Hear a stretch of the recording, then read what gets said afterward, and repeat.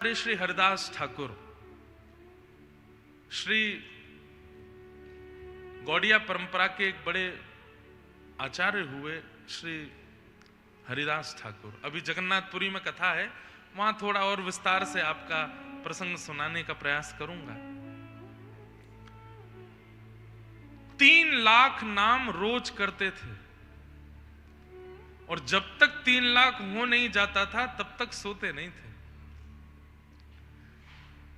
आप कहोगे महाराज जी 3 माला करने में तो नींद आने लगती है। एक बड़ी सामान्य सी बात मैं कहीं सुन रहा था, इधर देखो इधर देखो इधर देखो, 5 लाख रुपए एक बैग में भर के दे दिए जाए, बोले इनको गिनो। व्यक्ति गिनता जाएगा, पानी लगा के गिनता जाएगा, उबासी भी नहीं आएगी बीच में। लेकिन 3 माला करने को कह दो, 4 माला करने, 8 माला करने, बैठे हैं, फिर कभी ऐसे पड़ गए, अरे कहां जाएं यार, अभी तो 1 माला और रह गई है। क्यों? क्योंकि पता चलता है कि धन जो है वो मेरी आवश्यकता है। ये धन जो है, इससे मैं वस्तु ले सकता हूं, इससे मैं ये प्राप्त कर सकता हूं, इससे मैं ये अपनी इच्छाएं पूरी कर सकता हूं, इसलिए उस धन के प्रति आलस्य नहीं। लेकिन वही नाम की संख्या को हम प्रतिदिन घटाते जा रहे हैं। क्यों? क्योंकि उसको आवश्यकता माना नहीं हमने। नामाचार्य हरिदास ठाकुर का नियम था, प्रत्येक दिन 3 लाख नाम करते थे। प्रत्येक दिन व्यक्ति यदि 3 लाख नाम करे तो 1 महीना में कितने होंगे? कितने होंगे? प्रत्येक दिन 3 लाख नाम करे तो 1 महीना में कितने हो जाएंगे? कितने? लेकिन हरिदास ठाकुर जी 1 महीने में 1 करोड़ नाम करते थे। आप कहोगे महाराज जी संपट कैसे बैठा? तो हरिदास ठाकुर जी क्या करते थे, जैसे ही महीना का अंतिम 7 दिन आते थे तो अपना नाम बढ़ा देते थे। बोले 90 लाख की संख्या उचित नहीं, 1 करोड़ होना चाहिए। और फिर उसमें ज्यादा करते थे, ज्यादा करते थे। 3 लाख नाम करने में स्थिति यह थी कि 24 घंटे में से 20 घंटे तो केवल भजन चलता था, बाकी के 4 घंटे में सोना, खाना, पीना, स्नान करना, तिलक स्वरूप करना, आदि आदि सब कुछ 4 घंटे में। और आश्चर्य होगा आपको जान करके, आप जन्म से हिंदू नहीं थे, यवन परिवार में आपका जन्म हुआ था, लेकिन भगवत नाम की ऐसी कृपा हुई कि आप हरि नाम करने लगे। एक बार यवनों को पता चल गया कि यवन होते हुए भी और ये हिंदुओं के भगवान का नाम जपता है, ये नाम जप करता है, कीर्तन करता है। तो उस काल के तत्कालीन राजा ने आज्ञा की कि इनको भरे बाजार में हाथ पैर बांध करके चलाओ और सबको दिखाते हुए इनमें कोड़े मारो। और कोड़े भी सामान्य कोड़े नहीं, कोड़े में कांटे लगा करके मारना, ताकि देखने वाले अन्य यवनों को पता चले कि काफिरों के भगवान का नाम लेने की सजा क्या होती है। उनका नाम नामाचार्य कहा गया, वो नाम के आचार्य थे।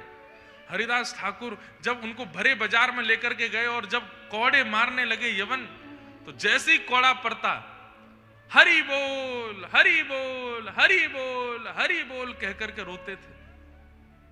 और वो जितनी तेज रोते उतनी तेज कोड़ा और मारा जाता, तो पहले से और तेज हरि बोल बोलते। घर के लोग, बाजार के लोग सब अपनी दुकानें बंद कर करके भाग जाते और खिड़कियों में से बस रोते रोते हरिदास ठाकुर को देखते। हरिदास ठाकुर जब जोर से कोड़ा पड़ता और मुख से हरि बोल निकलता तो चरणों में गिर जाते कोड़े मारने वालों के। अरे चरण क्यों छूता, हम कोड़े मार रहे हैं, तू चरण पकड़ता है। बोले मैंने सोचा था कि मैं अपनी पूर्ण वेग के साथ हरि नाम बोलूंगा, लेकिन आज तक नहीं बोल पाया। आपकी बड़ी कृपा, ऐसा कोड़ा मारा है कि मेरे मुख से पूर्ण वेग से हरि नाम निकल रहा है। और मारिए, मेरा कंठ अवरुद्ध हो जाए, ये स्वर नष्ट हो जाए, मेरा गला फट जाए नाम गाते गाते, और मारिए मुझको। ऐसे हरिदास ठाकुर।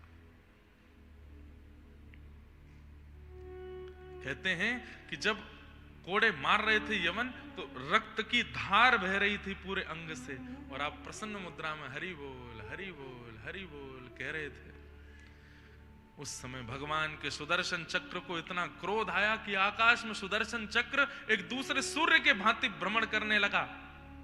एक सूर्य तो पहले से ही था, तभी दूसरा सूर्य आता हुआ दिखा। हरिदास ठाकुर पहचान गए कि ये तो भगवान के सुदर्शन जी हैं। तुरंत चरण पकड़े, नहीं नाथ, इनका उद्धार मत कीजिएगा, इनको नष्ट मत कीजिएगा। सुदर्शन जी बोले, कैसे ना करूं, भगवान के नाम गाने वाले को इतनी बुरी तरह मार रहे हैं। तो हरिदास ठाकुर कहते हैं कि नाथ, ये सतयुग नहीं है, द्वापर नहीं है, त्रेता नहीं है, ये कलयुग है। कलयुग में उद्धार नहीं, स्वीकार करना है। कलयुग में मारना नहीं है, कलयुग में तारना है। नाथ, इन सब पर कृपा करो। हमें कोई अपशब्द बोल दे तो हम उसकी FIR दर्ज कराने पर तुले रहते हैं।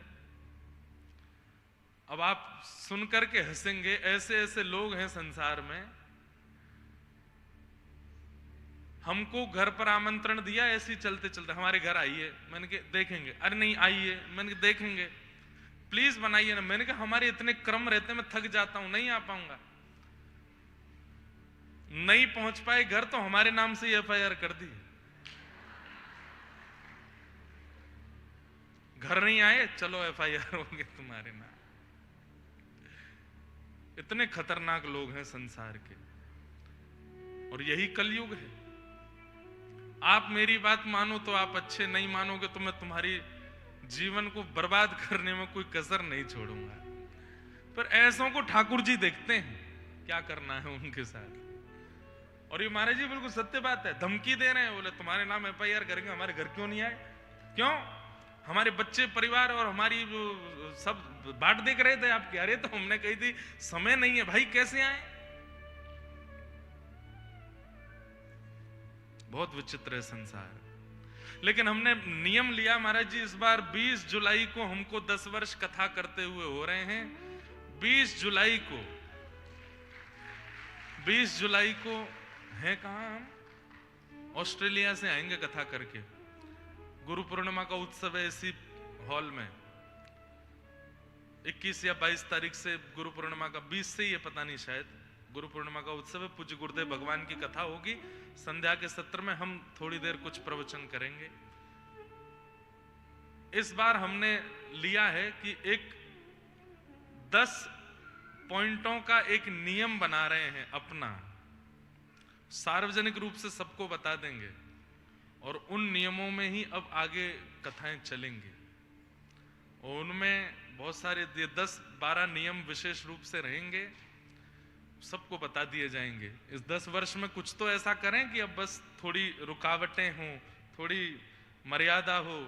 एक तो क्या है कि महाराज जी पूज्य गुरुदेव भगवान की कृपा से ठाकुर जी ने व्यवहार में कोई कपट नहीं दिया हमको, और ये इस बात का हमको अभिमान नहीं है, ये इस बात का हमको बड़ा ठाकुर जी से प्रार्थना है कि ऐसे ही बनाए रखें। उसको लोग कई बार दुर्बलता समझ लेते हैं। अरे इनको तो कुछ भी बोल दो, ये तो कुछ कहेंगे नहीं, इनके बारे में कुछ भी कहीं भी डाल दो, ये कुछ बोलने वाले तो है नहीं, उत्तर देने वाले तो है नहीं। ये हमारा स्वभाव है, लेकिन इसको दुर्बलता मत समझिए। हम उस चीज में पढ़ना नहीं चाहते जिस चीज से समय बर्बाद हो।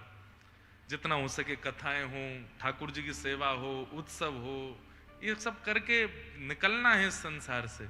पर लोगों ने भी अति मचा रखी है, और बहुत सारी व्यवस्थाएं थोड़ी ऐसे हो जाती हैं।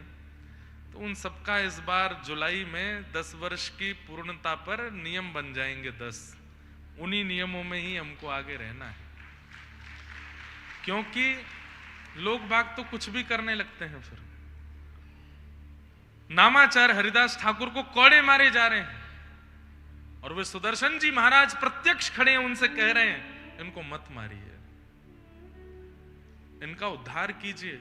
हे नाथ ऐसी कृपा कीजिए, मैं भी तो यवन था, मैं भी तो यवन कुल में जन्मा था। जब मेरे अंदर हरि नाम के प्रति इतनी प्रीति आ सकती है तो ये भी यवन है। आप कृपा करिए सुदर्शन जी महाराज, इनको भी हरि नाम गवा दीजिए, मारिए मत। उद्धार मत कीजिए, स्वीकार कीजिए। मारो मत, तारो। ऐसे नामाचार्य हरिदास ठाकुर। कोई फर्क नहीं पड़ा। एक कुटिया बना करके रहने लगे, वहां बैठ करके अपना भजन करते थे। संध्या में थोड़ी देर के लिए बाहर आते थे, सत्संग करते थे, बड़ी भीड़ होती थी और लोग बाग देखते थे। अब भीड़ वालों से ही दिक्कत है संसार को कि कहां भीड़ क्यों हो रही है इनकी कथा में, भीड़ क्यों हो रही है इनके पास में। यवनों ने फिर से एक योजना बनाई, बोले कोड़े से तो कोई फर्क पड़ा नहीं, अब दूसरी योजना बनाओ। तो दूसरी योजना क्या बनाई? पास के गांव की एक वैश्या को बुलवाया और उसको खूब सारा धन दिया और कहा कि इनके चरित्र पर लांछन लगवाओ, तुम करोगी ये काम। वैश्या बोली ये तो मेरे बाएं हाथ का खेल है, मैंने कितने महात्माओं के जीवन उजाड़ दिए, कितने लोगों के घर बर्बाद कर दिए, ये करने में तो मैं निपुण हूं। जाओ। हरिदास ठाकुर कुटिया में बैठे हैं, नाम कर रहे हैं, हरे कृष्ण कृष्ण कृष्ण हरे हरे, हरे राम राम राम हरे हरे। वैश्य आकर के सामने बैठ गई। हरिदास ठाकुर समझ गए कि किस भावना से आई है। उसको बोले देवी आप जिस भावना से आई हैं मैं पूर्ण करूंगा, आप जिस काम से आई हैं मैं वो पूर्ण करूंगा, लेकिन मेरा नियम है 3 लाख नाम का, ये पूरा हो जाए तब तक बैठी रहना। वैश्या बोली ठीक है करो। हरिदास ठाकुर नेत्र बंद करके नाम कर रहे हैं और प्रत्येक नाम जैसे एक बार हरे कृष्ण कृष्ण कृष्ण हरे हरे, हरे राम राम राम हरे हरे, एक मंत्र से प्रार्थना करते हैं कि सामने जो आई है इसकी बुद्धि परिवर्तित कर दो। फिर दूसरा तीसरा ऐसे नाम करने लगे। करते करते 1 घंटा 2 घंटा 3 घंटा 4 घंटा 8 घंटा 10 घंटे 12 घंटे 15 घंटे नामाचार्य हरिदास ठाकुर तो नेत्रों से अश्रुधार और एक मुद्रा में बैठे। और वैश्या कभी ऐसे बैठे, कभी ऐसे बैठे, कभी ऐसे बैठे। बोले क्या हो रहा है? अभी और कितना रह गया है? 1.5 लाख हो गया है, अभी अभी थोड़ा सा और बचा है, 1.5 और बचा है। बोले अभी 1.5 और करोगे? अरे बाद में कर लेना। नहीं नहीं, मेरा नियम हो जाए। जैसे किसी का स्नान का नियम है, किसी का ध्यान का नियम है, किसी का प्रसाद का नियम है, ये मेरा भोजन है। जब तक नहीं करूंगा मैं करूंगा आपकी इच्छा पूर्ण, पर ये नाम पूरा होने दो। रात हो गई। वैश्या बोली मुझे तो नींद आ रही है, मैं जा रही हूं। बोले हाँ ठीक है चली जाओ, कल आ जाना, हाँ जल्दी सुबह आ जाना। जय।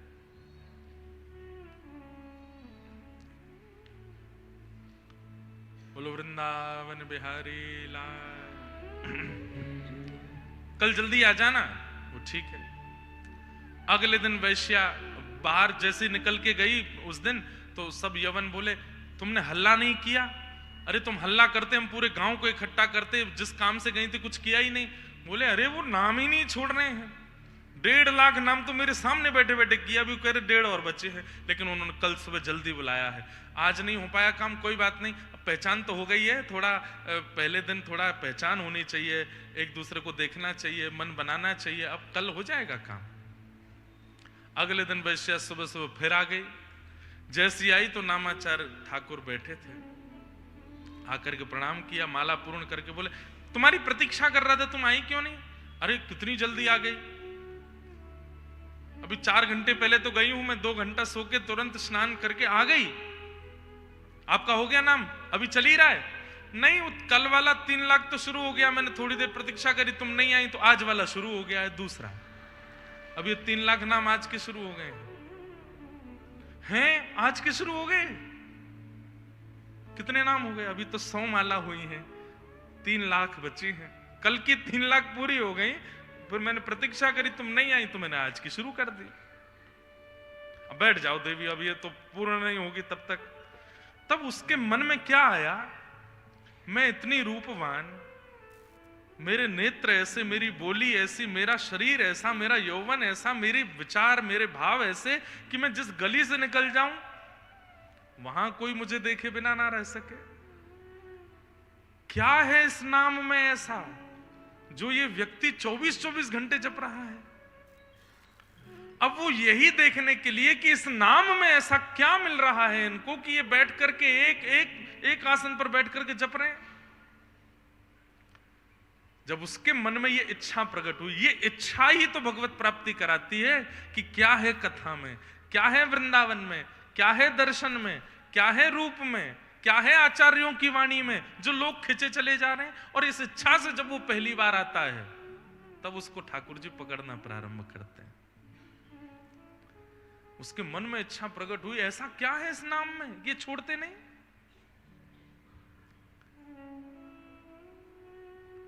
और हरिदास ठाकुर तो मन ही मन कर ही रहे थे कि इस नाम का प्रभाव इसका मन परिवर्तित हो, इस नाम का प्रभाव इसका मन परिवर्तित हो। दूसरे दिन भी 8-9 घंटे प्रतीक्षा करने के बाद जब घर गई, फिर से यवनों ने कहा तूने आज भी अल्लाह नहीं किया। अरे वो नाम ही नहीं छोड़ते, क्या करूं। और अब क्या हुआ, बहुत ध्यान से सुनिएगा बंधुओं, एक बड़ा मतलब प्रेरणादायक कथा है ये। आज वो वैश्या जब लौट करके घर गई तो आज उसको ग्लानि हुई पहली बार अपने किए की, कि मैंने आज तक किया क्या। लोगों के घर बर्बाद किए, अनेकों को अपना बनाने का प्रयास किया। क्या मेरा जन्म इसी के लिए हुआ था? क्या मैं इसी के लिए संसार में आई हूं कि अपने रूप का, अपने तन का, अपने भाव का, अपने मन का सबका विक्रय कर दूं मैं? इसी के लिए संसार में आई हूं।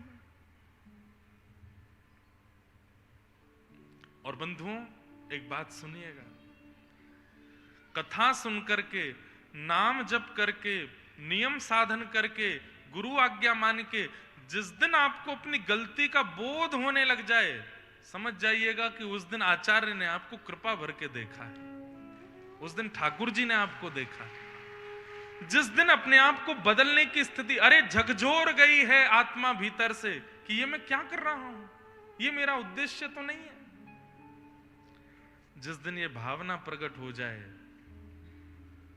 समझ जाओ कि किशोरी जी को, ठाकुर जी को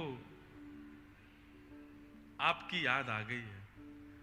और अपने किए का कभी बोध ही नहीं होता। हम जो कर रहे हैं सब अच्छा ही कर रहे हैं, हम खा रहे हैं, पी रहे हैं, उल्टा सीधा काम कर रहे हैं, छल कपट आदि सब कर रहे हैं, फिर भी मन में कभी नहीं आता कि ये गलत है। तो समझो ठाकुर जी की दृष्टि नहीं है आपके ऊपर। कई लोग संसार में, परिवार में ऐसे होते हैं, गलत पे गलत किए चले जाते हैं, उनको खूब समझाओ लेकिन उनको समझ में नहीं आता। इसका एक ही अभिप्राय है, महापुरुषों की और ठाकुर जी की अभी दृष्टि नहीं पड़ी है। जिस दिन दृष्टि ठाकुर जी की पड़ जाएगी उस दिन आंखों से आंसू और केवल ग्लानि होगी, ये मैंने क्या किया।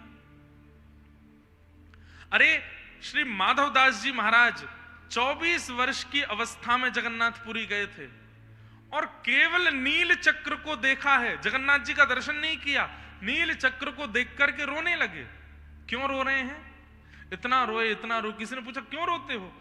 बोले मैंने 24 वर्ष गवा दिए बिना जगन्नाथ जी को देखे, इसलिए रोना आ रहा है। जहां मुझे पहले ही आ जाना चाहिए था, वहां मैं इतने वर्षों बाद आया हूं, इस बात की ग्लानि हो रही है। अपने किए का बोध होना, अपने किए की ग्लानि होना, अपने ऊपर संशय होना कि क्या मुझे ठाकुर जी मिलेंगे, ये सारी इच्छाएं आपकी प्रकट नहीं होती। ठाकुर जी जब आपको देख लेते हैं तब आपके चित्त में प्रकट होती है। एक भोरी सखी का बहुत सुंदर पद है, हमारे हरिदास परंपरा की भोरी सखी हुई। प्यारी जू को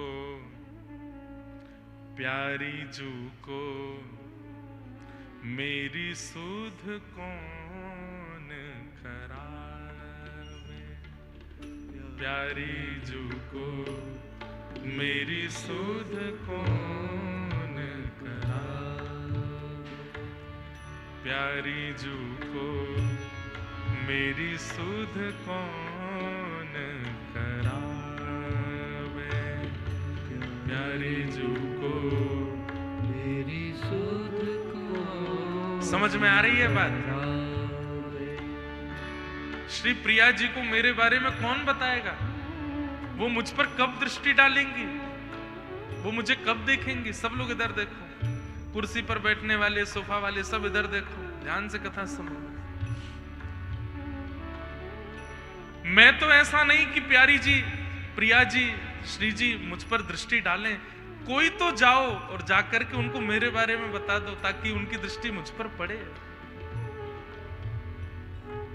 श्री प्यारी जू को मेरी सुध कौन करावे, प्यारी जू मेरी सुध कौन कृपालु गरीब दुखी की, कौन कृपालु गरीब दुखी, कौन कृपालु गरीब दुखी की, कौन कृपालु गरीब दुखी की, बरबस गहावे, बरबस गहावे। देखो ये पद गाइए। मेरी सुध प्रिया जी को कोई नहीं करा सकता, लेकिन ये व्यासपीठ करा सकती है। इस व्यासपीठ पर बैठ करके मैं गाऊं और व्यासपीठ के सन्मुख आप गाओ, तो ये व्यासपीठ ठाकुर जी की पीठ है, ठाकुर जी बैठते हैं इस पर। तो ये व्यासपीठ पर जब सब छोड़ करके ब्रज वृंदावन में आ गए, सेवा कुंज में रहते थे, वहां बंदरों को जो चना डाले जाते, तो बंदर जब चना खा लेते, चना के छिलका खा करके वृंदावन में भजन किया इन्होंने। अब कह रहे हैं कि मेरी सुध कौन करावे, किशोरी जी को कौन बतावे कि मैं भोरी यहां पड़ी हूं उनकी याद में। इनका नाम भोरी सखी, भोरी कह करके किशोरी जी ने ही इनको पुकारा। नाम तो इनका भोलानाथ था, लेकिन इतने भोले हैं, इतने भोरे हैं, किशोरी जी ने इनको नाम दिया भोरी सखी। क्या गा रहे हैं? मेरे पास मन बुद्धि वचन इतने अच्छे नहीं कि मैं अपनी पुकार श्री जी तक पहुंचा सकूं।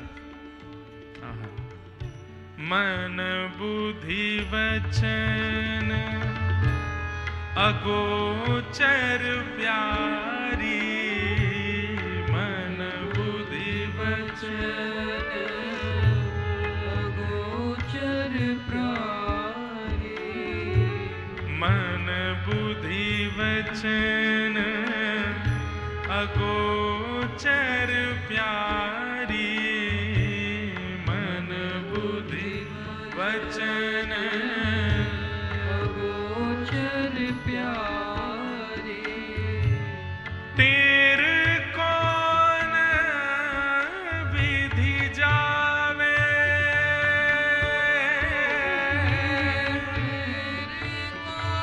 मेरी आवाज कैसे पहुंचेगी आप तक? हाँ मेरी टेर कैसे जावे, मेरी कौन विधि जावे। तब कहते हैं एक आश है, एक उम्मीद है, जिनको भजने से मेरी वाणी किशोरी जी तक पहुंच जाएगी। किनको? श्री हरिवंश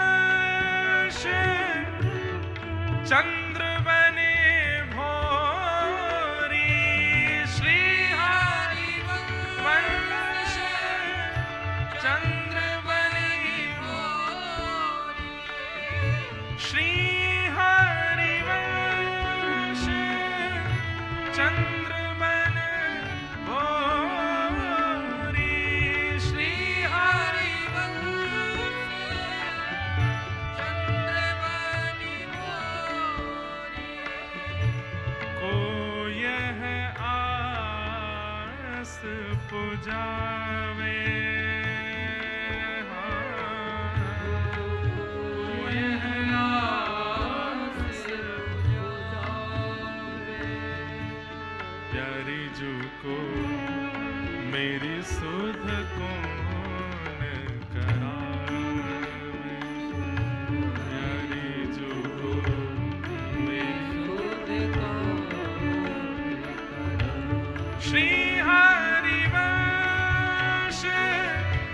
चंद्र बने भोरी, श्री हरिवंश चंद्र बने भोरी, श्री हरिवंश चंद्र बने भोरी,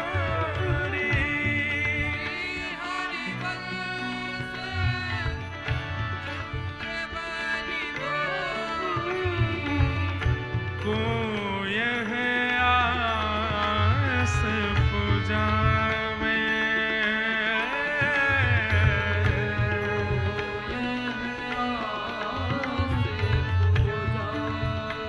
श्री प्यारी जो को मेरी शोध कौन करावे, प्यारी जो को मेरी शोध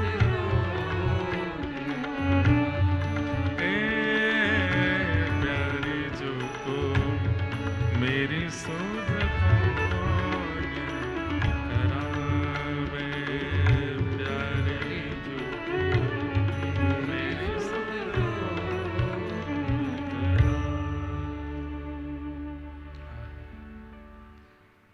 कौन जानता है उस वैश्या को। लेकिन 3 लाख नाम नित्य गाने वाले हरिदास ठाकुर अपने प्रत्येक नाम में कह रहे हैं कि इस पर कृपा करो, इस पर कृपा करो, इस पर कृपा करो। और आज 2 दिन के अंदर ये परिवर्तन हो गया। कोई प्रवचन नहीं सुना है, कोई कथा नहीं सुनी है कि जिससे मन परिवर्तित हो गया हो। केवल सामने बैठकर के हरिदास ठाकुर को नाम करते हुए देखा है। और आज घर जाकर के वो फूट फूट के रो रही है वैश्या। और आज पहली बार उसको ग्लानि हो रही है कि मैंने गलत किया। क्या मेरा जन्म केवल इसके लिए हुआ कि मैं अपने शरीर का विक्रय करूं, लोगों के घरों को बर्बाद करूं? आज इतने बड़े नामनिष्ठ व्यक्ति को मैं उनका नाश करने के लिए आई हूं? क्या इसके लिए मेरा जन्म हुआ?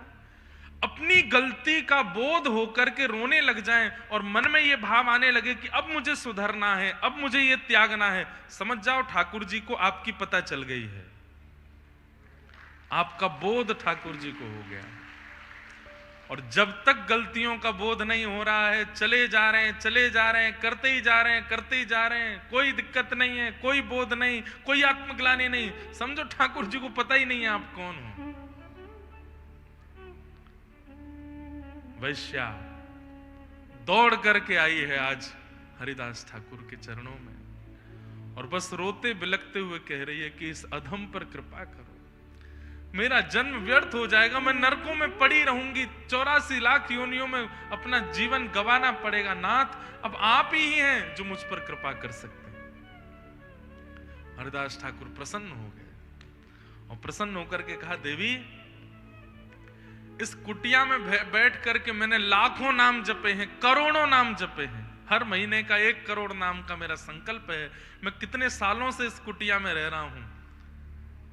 अब तुम पर कृपा ऐसी होगी, तुम नाम करो और इस कुटिया में अब तुम रहो, मैं यहां से जा रहा हूं। और हरिदास ठाकुर वहां से चले गए, उस वैश्या को वो कुटिया दे गए।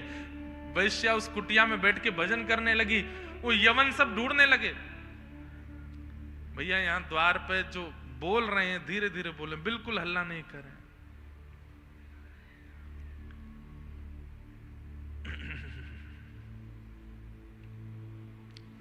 स्थिति ये हुई, वे सब यवन ढूंढने लगे, वैश्या कहां गई, वैश्या कहां गई, वैश्या कहां गई, नहीं मिली। तभी एक दिन हरिदास ठाकुर की पुरानी कुटिया जहां वो बैठते थे, उसके बाहर देखा तो तुलसी जी में जल पधरा रही थी और रूप ऐसा हो गया था कि वे उन यवनों ने जब आज उस वैश्या को देखा, पहले जब उसको देखते थे तो शारीरिक इच्छाएं प्रकट होती थी, लेकिन आज उसको देख करके उनके मन में भी आ रहा है कि हम भी एक बार वो हरिनाम गा के देखें जो ये गाती है। आज उसके रूप से परिवर्तन आ गया। अरे गांव के लोगों की भीड़ लगने लगी उस वैश्या के पास। कहां पहले वो निकलती थी तो माताएं, बहनें, बच्चे सब भाग जाते थे, इसको देखना नहीं है, हम अपवित्र हो जाएंगे। आज उनकी एक झलक देखने के लिए आते हैं। वो पूरे 24 घंटे में 10 मिनट के लिए कुटिया से बाहर आती है और सब उसको देख करके हरिनाम में विलीन हो जाते हैं। ऐसी कृपा की। प्यारी जू को मेरी सुध कौन करावे, प्यारी जू को मेरी सुध कौन कृपालु, गरीब दुखी की कौन कृपालु,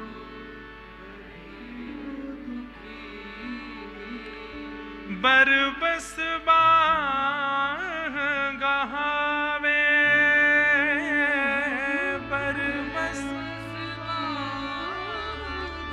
बरबस बाह गहावे का मतलब जबरदस्ती हमारा हाथ पकड़ करके श्री जी के पास कौन लेके जाएगा हमें।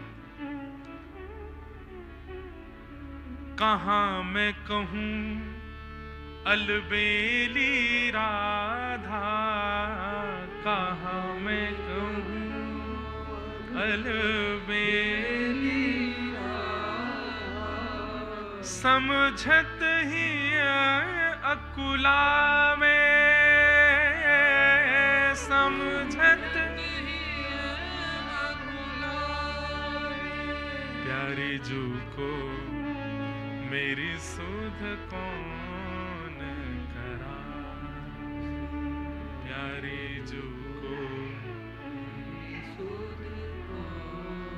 मेरी वाणी तो नहीं पहुंच सकती, मन बुद्धि वचन अगोचर प्यारी, मन बुद्धि वचन अगोचर प्यारी, टेर कौन विधि जावे, मेरी आवाज कैसे पहुंचेगी उन तक। अरे एक आसरा है, श्री हरिवंश चंद्रबन भोरी, श्री हरिवंश चंद्रबन भोरी, को यह आस पुजावे,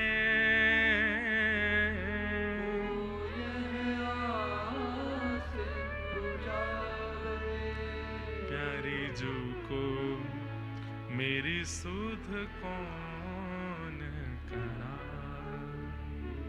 प्यारी जू को